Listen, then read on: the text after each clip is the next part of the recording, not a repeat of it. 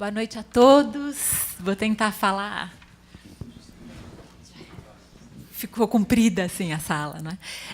Bom, antes de mais nada, queria agradecer o convite de estar aqui e de preparar essa fala, porque ela envolve questões tanto de pesquisa minha, como de estudo e também da minha prática clínica.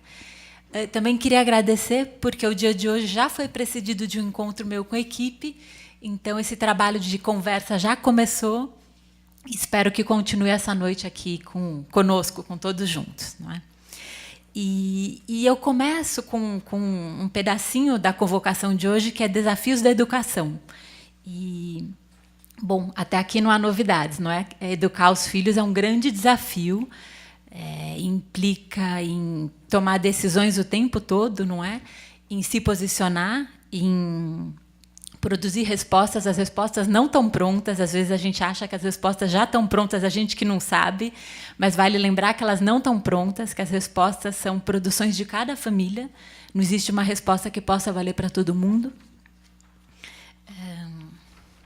E eu diria que, então, o desafio da educação é porque é arriscado educar, não está garantido, não é? A gente não sabe antes como é que o que vai acontecer. E eu acho que o desafio de educar ele se torna mais sério quando a gente leva as crianças a sério. O que eu estou chamando de levar as crianças a sério, não é? Quando a gente toma as crianças como interlocutores, quando a gente fala com elas, não só delas ou sobre elas, quando se escuta as crianças. Quando a gente leva as crianças a sério, elas nos fazem perguntas, elas nos interrogam sobre como o nosso mundo funciona, e elas fazem perguntas particularmente aos pais e mães, né? Vocês devem saber disso. As crianças às vezes nos perguntam coisas que nem mesmo a gente ousa nos perguntar, e elas vão lá e cutucam. Elas querem saber da nossa posição e muito mais além do que a gente diz. Não é isso que, para a psicanálise, a gente chama do inconsciente. Não é? Elas querem saber sobre o desejo dos adultos. Quando eu digo os desejos dos adultos, tem a ver com os interesses, as escolhas amorosas e assim por diante. Né? Agora, o encontro de hoje fala da era digital, então é sobre a educação das crianças na nossa época. A princípio, dá para a gente pensar, bom, é mais difícil educar as crianças hoje? Pergunto rapidamente, vocês acham que sim? Né? É mais difícil? Então, eu diria que, bom, é tentador responder que sim. Ao mesmo tempo, e justamente porque eu não sou dessa época de tudo que ela expôs aqui, né, em termos do que avançou, eu acho que um risco também é a gente ser muito saudosista, né, na linha, bom, no meu tempo era assim. Então, são outros tempos.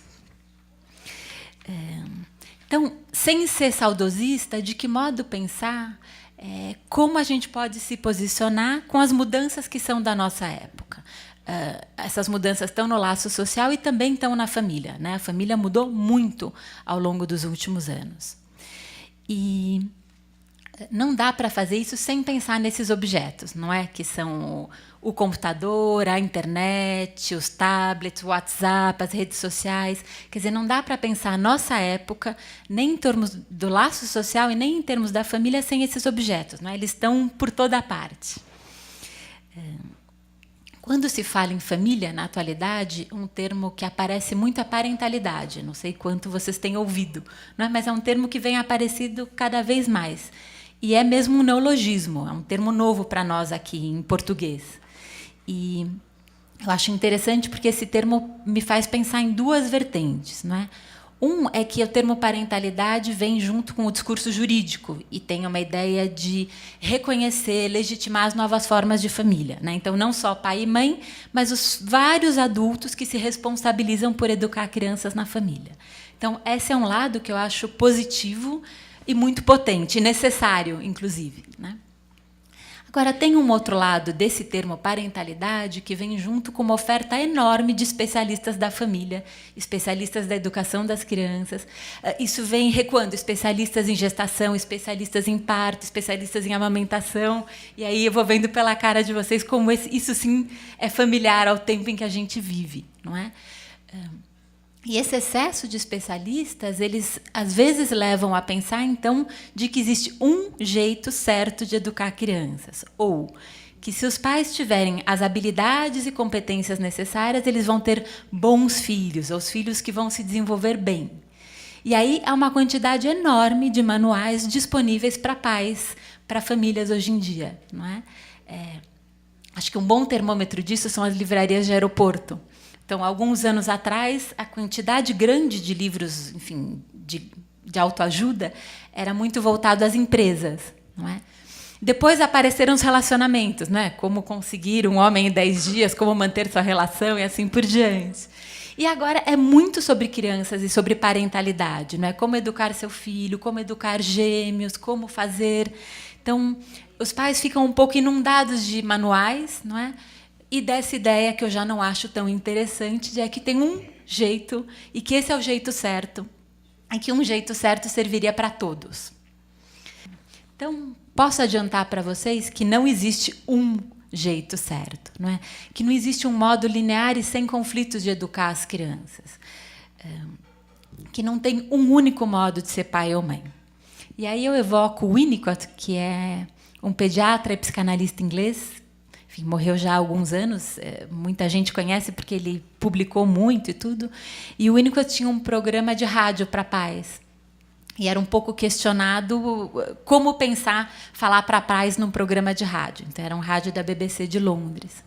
E eu recortei 2 falas dele sobre falar para pais. Bom, falar para pais há 50 anos, quer dizer, muito antes de todas essas mudanças que a gente está referindo aqui.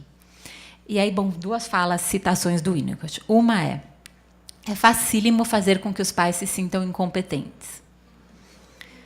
Os pais estão concordando comigo.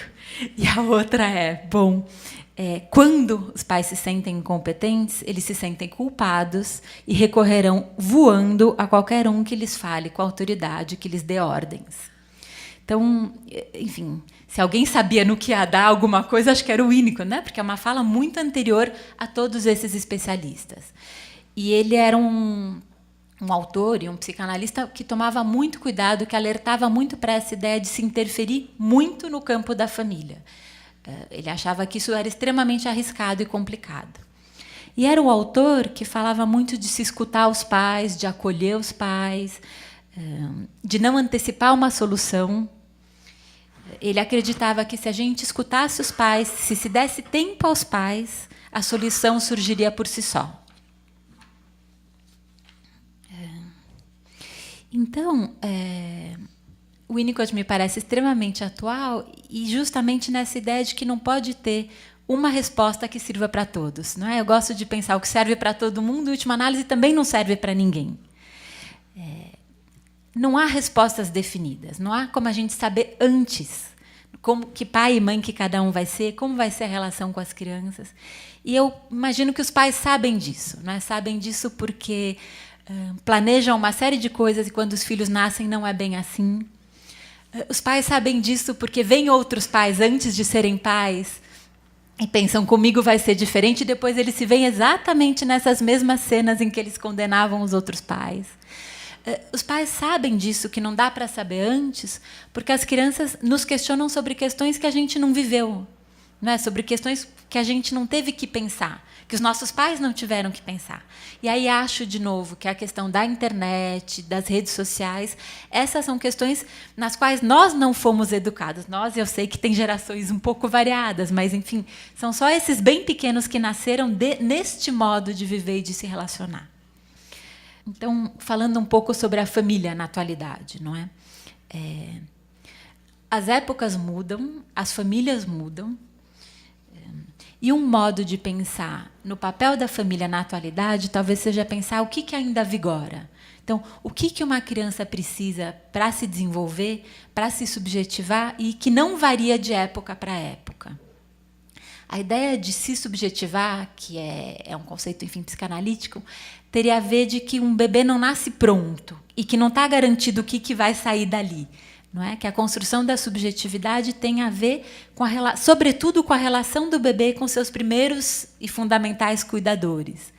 Então, com as primeiras experiências e com as experiências de relação ao longo da vida.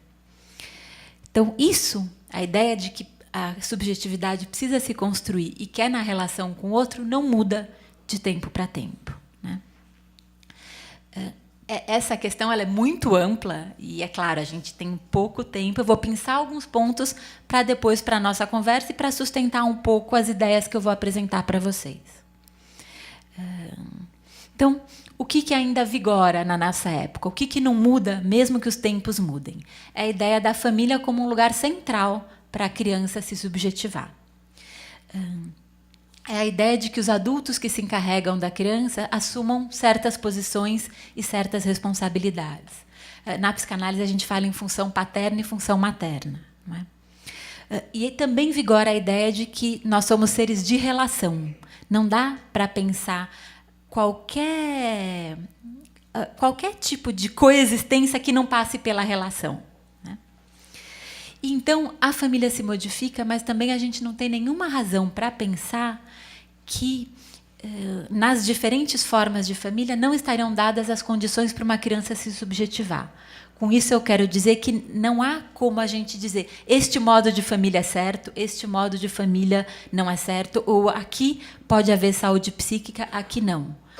Não há garantias. E é bom lembrar que não há garantias mesmo na nossa família tradicional, pai, mãe e filhos morando na mesma casa. Ainda assim, havia sofrimento psíquico. Aliás, a psicanálise começou nas famílias mais tradicionais, né? É bom lembrar que, então, que não há garantias em nenhum modelo de família. Então, o que uma criança precisa não sai de moda, não muda de época para época. E o que ela precisa tem a ver com, depois, a possibilidade dela de aprender, de se relacionar, elaborar suas experiências, se posicionar no laço social. Para tudo isso, a criança precisa de tempo. Tempo para brincar, tempo para elaborar suas experiências, tempo para brincar em família e tempo para brincar livremente. E precisa encontrar adultos que estão há mais tempo nesse mundo e que, por isso mesmo, podem introduzi-la nesse mundo, né? Quando eu digo isso, eu me remeto a Hannah Arendt, que dizia isso, né? Nós somos mais antigos, a gente precisa receber as crianças como novas, para que elas possam introduzir a novidade, elas precisam conhecer o que já estava aí, né? Então, as crianças precisam de tempo e os adultos precisam falar do tempo deles para as crianças. E não dá para dizer que o tempo não mudou na nossa época, não é? Basicamente, todos nós que vivemos nas grandes cidades reclamamos que nos falta tempo, não é? Talvez seja o que mais, a sensação de que o mais nos falta é tempo. E as crianças, no fim das contas, também. Elas têm, às vezes, agendas lotadas, têm um compromisso atrás do outro e também não tem tempo vazio. Tempo para o ócio, tempo, enfim, para fazer nada, né? Sobre a responsabilidade dos adultos em relação às crianças, na verdade, sobre o modo que se supõe que os adultos deveriam se relacionar com as crianças, também tem mudanças, não é? A gente vive numa época em que se busca muito o prazer imediato, a ideia da felicidade, a ideia de que a gente não deve sofrer, ou de que às crianças não deve faltar nada. A ideia de que talvez não seja bom se angustiar, vamos resolver rápido os conflitos, pouco espaço para os conflitos. E como isso tudo impacta a família? Os pais, nós, vocês, também se sentem impulsionados a resolver as coisas rápidas, né? Se sentem que às vezes não tem tempo para resolver um conflito. Como é que eu vou agora brigar com meu filho, mas se eu tenho que sair para trabalhar e eu vou demorar para voltar? Essa é uma das questões que aparece com muita frequência. E aí eu lembro de uma outra autora que eu gosto muito, que é a Françoise Doutot, que dizia que as férias são um período excepcional para se educar crianças, porque nas férias justamente a gente tem tempo, não é? E a gente percebem os pais e percebem os professores, os saltos que as crianças dão nas férias. Elas dão saltos porque a gente tem tempo, mas também, em geral, porque tem muitas experiências nas férias, não é? Sejam as férias nas montanhas, sejam as férias na areia, mesmo sejam as férias em casa. Tem uma riqueza de experiências que permitem que as crianças deem esses saltos mesmo. E uma outra ideia que vai existindo é de que os objetos poderiam dar conta do tempo que nos falta, da dificuldade, às vezes, que a gente tem com as crianças, e que, então, se a gente oferecer os objetos, já que a gente não tem tempo, talvez as crianças vão estar bem ou vão se satisfazer. Um exemplo que eu tenho ouvido muito, e eu tenho ouvido das crianças, é algo assim: meus pais têm que trabalhar para me comprar as coisas. E vejam, é verdade e não é verdade, não é? Porque sim, nós temos que trabalhar para comprar as coisas, mas nessa hora a gente talvez esquece de dizer para as crianças, enfim, que alguns de nós gostam muito do trabalho que fazem, ou que a uma hora importante do dia está longe dos filhos e produzindo uma coisa diferente. Então, o trabalho não pode estar só ligado ao capital, por assim dizer. É importante que as crianças tenham a dimensão de que algo se produz para o adulto ali. Então, essa é uma outra transmissão importante. Algo que eu gostaria de comentar em relação à questão da tristeza são filmes como Divertidamente, que eu imagino que vocês devam ter assistido, não é? E que bom, é um filme que justamente volta a trazer a tristeza e abrir lugar para a tristeza e legitimar a tristeza no campo da infância, né? É legítimo que as crianças possam viver experiências de tristeza. Me ocorre que eu recomendei já esse filme não só para pacientes pequenos, mas para pacientes adultos também. Bom, assiste Divertidamente, né? Depois a gente conversa. Então, lembrando um pouco que, então, não há garantias na educação das crianças. O risco é permanente. A gente se arrisca. E quando a gente se arrisca, a gente percebe que algumas vezes avançou mais do que a criança podia suportar, retrocedeu e a criança podia ir além. Algumas vezes a gente se retira antes do que os nossos filhos poderiam. Algumas vezes se volta atrás e se repensa, que é algo que eu ouço muito também. Não, eu já disse, não posso voltar atrás. Por que não, não é? Por que não os adultos, os pais poderem dizer, olha, eu tinha pensado assim e pensei melhor e acho que não, podemos pensar novamente. Sobretudo com castigos eu ouço muito. Não, mas eu disse que seria assim. Mas, eventualmente, o pai ou a mãe dão um castigo antes de pensar se eles estão mesmo disponíveis a sustentar esse castigo, não é? Ou, às vezes, se dão conta que o castigo foi muito maior do que o evento que levou a esse castigo. Então, os exemplos podem ser inúmeros. Deixar ou não o filho dormir na casa do amigo, deixar ou não o filho passar o dia fora numa comemoração, viajar no acampamento, assistir ou não tal programa, jogar ou não tal jogo. E como educar dá muito trabalho, mudam as idades, mas mudam as perguntas. E o trabalho continua por anos a fios. Quem tem filhos grandes, ou mesmo filhos adultos, pode dizer que não acaba, não é? Então, educar os filhos também implica num outro risco, que é ser impopular. E a popularidade também é outra característica de nossa época, né? Não tão, as crianças tão pequenas, mas os maiores estão atrás de quem são os populares, não é? Os filmes juvenis falam muito nisso, né? Quem que é o popular? Então, a nossa época não é muito convidativa à impopularidade. Agora, dizer não para as crianças, atualizá-las sobre como o nosso mundo funciona, é uma tarefa difícil. Então, é difícil porque levamos uma vida muito corrida e não temos tempo. É difícil porque parece que a gente vai contra essa corrente que vai dizendo para satisfazer as crianças, não é? E é difícil porque significa suportar o desagrado, a impopularidade. E um pouco aguentar ser um pouquinho menos amado, porque acho que essa é uma outra demanda, né? A gente às vezes tem pouco tempo com os filhos, então quer que naquele momento esteja sempre tudo bem, não é? Que não existam conflitos. Agora, nesse pouco tempo, se for pouco, precisaria caber também os conflitos e essa ideia do desagradar, não é? A nossa época, então, não favorece muito que a gente lide com a falta, com as dificuldades, com os conflitos. É uma época de rapidez, de demanda por soluções, por resoluções. Nesse sentido, no lugar então, da gente dar conta do que falta, da perda, tem um certo excesso. E na vida das crianças isso fica muito evidente, no excesso de brinquedos, o excesso de atividades, e a criança fica sem tempo vazio, fica sem experiência de tempo vazio, que mais ou menos os pais, vocês como pais, devem ter tido ali em algum momento. E aí a gente tem crianças que ficam numa posição muito marcada na linha de o que a gente vai fazer agora? Insistindo para o pai. Né? Ou algo, eu quero mais, eu quero agora. Então, quando as crianças não têm essa experiência do tempo livre, do tempo vazio, elas ficam impelidas a demandar que se preencha o tempo delas. O que eu vou fazer? Como eu vou fazer? E essa demanda acaba sendo feita para os pais. Resolve para mim, o que eu vou fazer agora?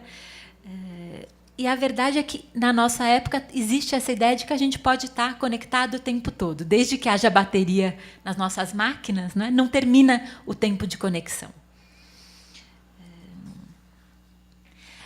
E um outro ponto em relação a isso dos excessos é talvez diferenciar que excessos de brinquedos, e muitas vezes guardados e empilhados nos armários, não é?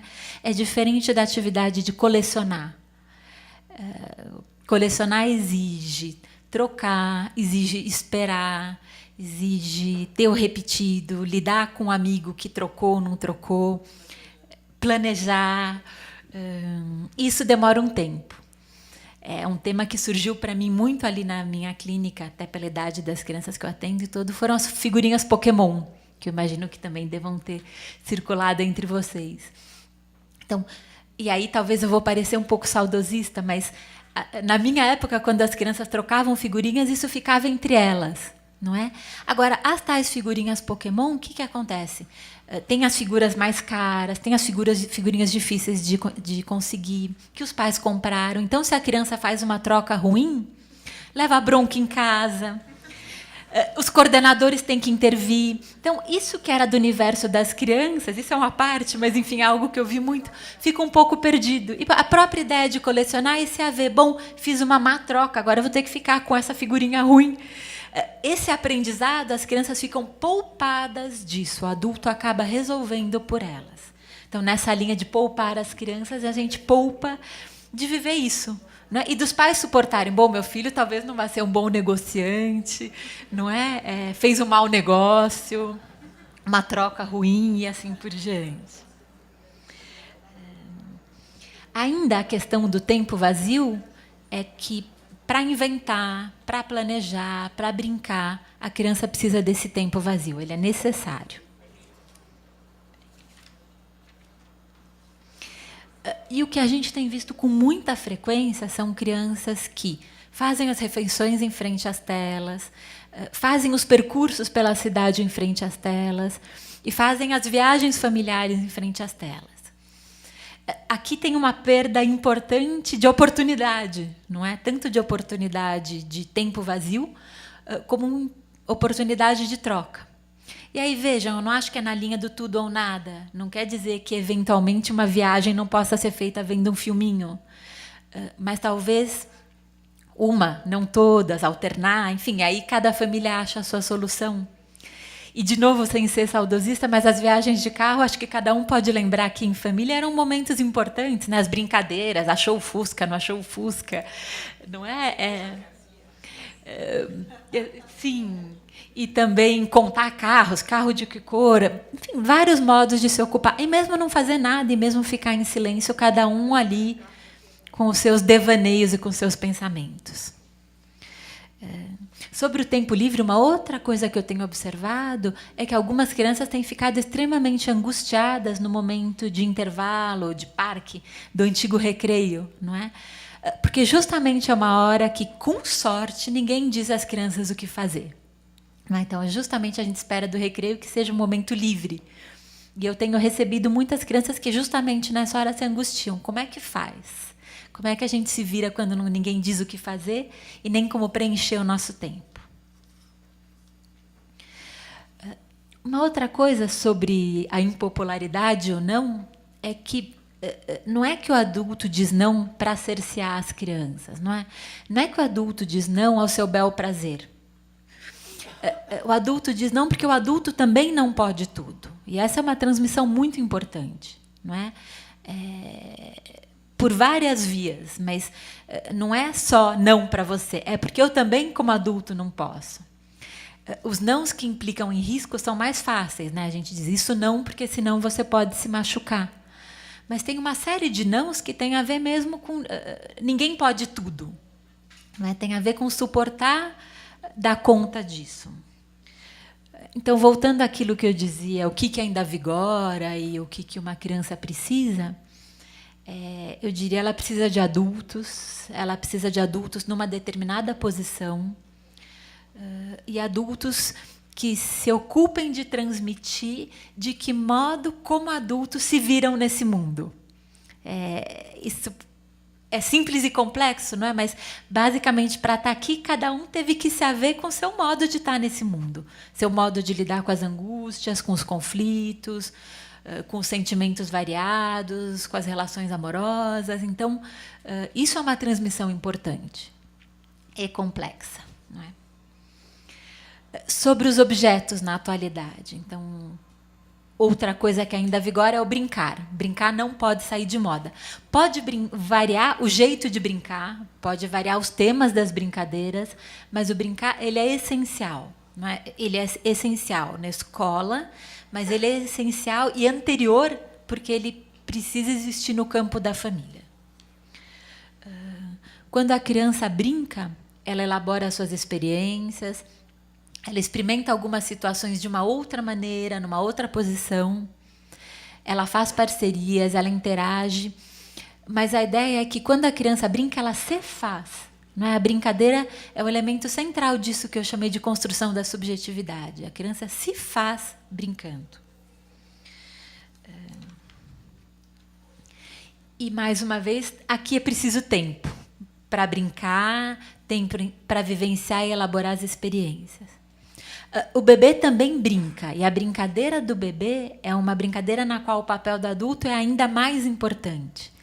Não é? É o adulto que brinca com o bebê, é o adulto que reconhece ali em algo que o bebê faz um brincar e que nomeia brincar.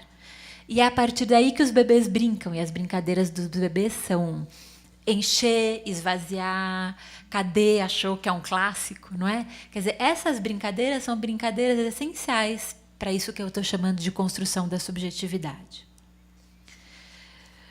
Bom, e aí a gente tem esses objetos que eu diria, e que a gente veio dizendo juntos, que revolucionaram o modo de estabelecer relações, de vivenciar, de se encontrar. E, como adultos, a gente está aprendendo a se relacionar com esses objetos, não é? Nós somos convocados o tempo todo como adultos a pensar coisas muito simples. Desliga ou não o celular à noite? Não é? Deixa no silencioso ou não? De que modo se comportar no WhatsApp? Como são os grupos de pais no WhatsApp? Não é? Como é que as pessoas se portam aí? Então, vários elementos que estão para os adultos. Agora, ao mesmo tempo, não tem muito depois aqui, as crianças convocam os adultos a se posicionarem sobre os usos desses objetos. Então, como é que os adultos vão poder encontrar uma posição possível? Se eles também estão às voltas com isso. Então, voltaria. Essa ideia do que uma criança precisa e do que ainda vigora, me parece que pode ser um orientador para a posição do adulto. E, sobretudo, as crianças precisam que o adulto se posicione e que ele assuma a responsabilidade. Sobretudo as crianças pequenas, que é o caso aqui da nossa discussão. Claro, isso não quer dizer que se trata de educar as crianças fora da época em que elas vivem. Eu não acho que é o caso de interpretar assim. Os objetos todos estão aí e eles têm aspectos interessantes. Eles são usados pelos adultos, então dá para dizer, olha, isso é bom só para os adultos, para vocês não. Mas é isso, que posição é possível para os adultos, para as famílias, em relação a esses objetos? Vejam, o que acontece com uma criança pequena quando ela brinca com o celular, com o computador, com os tablets, com os jogos? Ela se encontra com o ilimitado, não tem fim. Acho que esse é um primeiro ponto. E não tem fim para nós adultos também. E nós adultos também temos dificuldade com esse limitado da nossa era.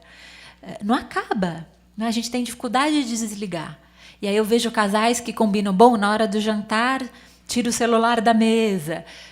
No fim de semana liga, desliga, liga em alguns momentos. Então, isso do ilimitado é muito difícil.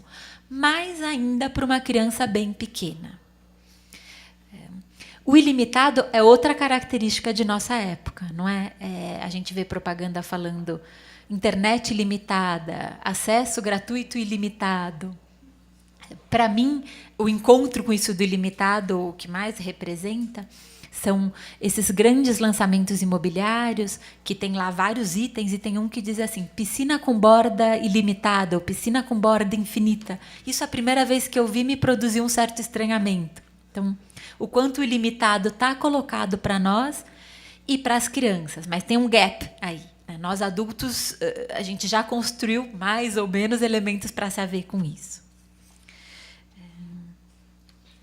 Um exemplo curioso que eu tive, enquanto eu já estava pensando aqui nessa fala, foi uma coluna recente do Antônio Prata, ele já foi citado hoje, então vamos citar de novo, que saiu dia 20, para quem quiser procurar, saiu dia 28 de agosto e chama A 10ª Vez que a gente assiste. Alguém leu? Vocês leram? Tá.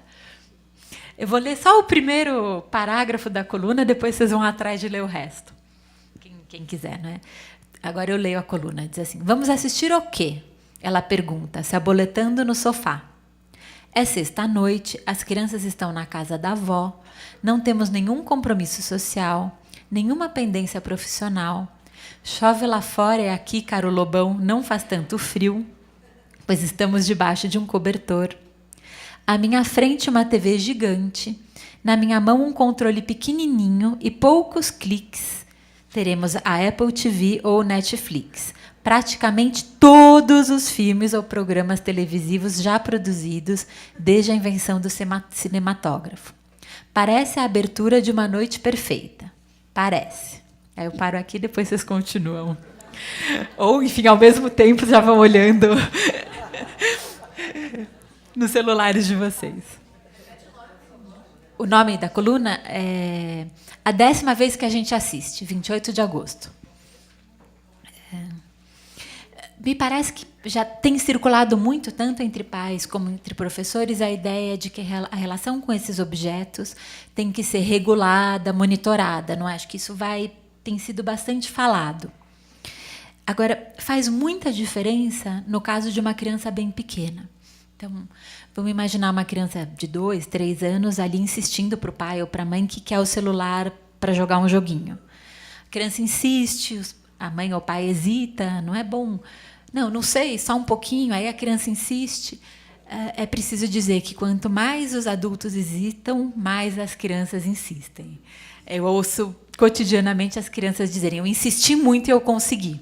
E acho que isso também tem a ver com a nossa falta de tempo e com quão sobrecarregados nós adultos estamos na nossa época. Né? E aí a mãe diz, mas olha, não faz bem jogar tanto. Né? E a criança continua insistindo. Agora, difícil dizer e imaginar que a criança mesmo vai dar conta desse não faz bem jogar tanto, ou não é bom jogar tanto. Veja, para ela está ótimo. Não é? Ela gosta muito de jogar. Então, essa é uma responsabilidade que o adulto vai ter que assumir. Ele que vai resolver. Ele que vai dizer quanto, quando, quais objetos, quais jogos sim, quais jogos não. E aqui também acho complicado pretender fazer combinados. Os combinados são outra marca da nossa época. Não é? E o complicado é quando a gente quer, na verdade, propor regras, mas nomear como combinados. Então, as regras independem da criança e as regras, em relação às regras, se trata de se submeter. Não é? O combinado é algo decidido junto, coletivamente. Então, essa é uma grande confusão que eu tenho visto se repetir. Nesse caso aqui, eu entendo que com as crianças pequenas a gente está do lado da regra. Conforme as crianças vão crescendo, nesse campo aqui, acho que os combinados podem estar em vários outros lugares. Conforme as crianças vão crescendo, acho que a relação com esses objetos vai se diferenciando. Acho que faz muita diferença fazer essa conversa na educação infantil, nos primeiros anos do fundamental, essa conversa ao longo do fundamental e depois essa conversa no ensino médio. Por quê? Porque quando a criança é maior, é já possível conversar com ela pode assumir algumas responsabilidades, ela pode ou não ter alguma dimensão dos riscos, por exemplo, que se expor na internet implica. Então, isso de conversar e decidir junto tem uma outra conotação. As crianças maiores também, elas nos apresentam os usos desses objetos, né? Elas nos introduzem a esse mundo. Elas também nos apresentam as coisas bacanas que às vezes a gente não conhece. Então, faz muita diferença essa conversa quando a gente fala em crianças pequenas. E quanto mais pequenas, eu acho que faz mais diferença, né? Então, quando a criança... sobretudo nos jogos, eu vou me concentrando nos jogos, que eu acho que é o que mais está colocado em relação às crianças pequenas. Então, quando elas estão jogando, elas se encontram com o ilimitado, mas também com o desenvolvimento de habilidades e capacidades nas quais elas podem ser muito boas, né? Então ganhar muitos pontos, avançar de fase, mas que não necessariamente servem para elas se virarem na vida delas. E às vezes não servem para nada da vida cotidiana. Não servem para resolver um conflito, para dar conta de uma dificuldade vivida em casa ou na relação com um amigo. Então, ficam, eu chamaria aqui de virtualizadas, elas ficam lançadas numa experiência que independe das relações, nas quais elas podem ser muito boas, nas quais tem muito estímulo, então as crianças ficam às vezes muito oriçadas, mas que não encontra aqui recursos para dar conta da vida cotidiana. Isso está em outro plano, na maior parte dos jogos que se joga, não é? Então, a questão fica delicada quando, no lugar da experiência, se coloca o jogar, se impõe o jogar. E aí a criança não constrói os recursos que ela precisa para se haver com o mundo que a gente vive. Ela fica sem esses recursos, não é? E aqui acho que a minha fala não é só teórica, acho que a minha experiência clínica vai me mostrando o sofrimento em que ficam as crianças que ficam nessas experiências de, no lugar de brincar, no lugar das experiências e das relações, o jogar. Esse é um sofrimento que se coloca na prática, a gente vê isso acontecer. Então, para concluir, eu diria que se trata, então, das famílias e da escola, quando as crianças estão na escola, de cuidar para as crianças pequenas não serem excessivamente expostas aos objetos da nossa era, não é? E, ao mesmo tempo, de transmitir, de testemunhar o valor que tem para cada um de nós como adulto as experiências que a gente teve ao longo da vida, não é? Então, é isso. Vamos conversar agora.